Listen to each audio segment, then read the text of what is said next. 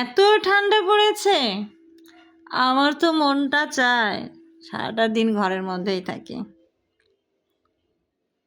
কিন্তু থাকার জন্যই বাচ্চাদের পরীক্ষা চলতেছে, আরেকজনের অফিস, সব কিছু নিয়েই ছুটতে হয়। এখন কনকনে শীত হোক আর যাই হোক, ভাল লাগে না। ওই সকালবেলা উঠে রান্না, স্কুল থেকে আসলে খাওয়া দাওয়া, আবার রান্না, আবার রাতে রান্না, আবার খাওয়া দাওয়া। শীত গ্রীষ্ম বর্ষা সব সময়ের জন্য একই জিনিসই ভাল লাগে না আর।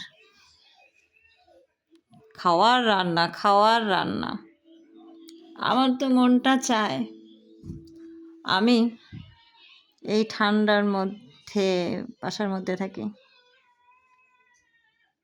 উপায় নেই।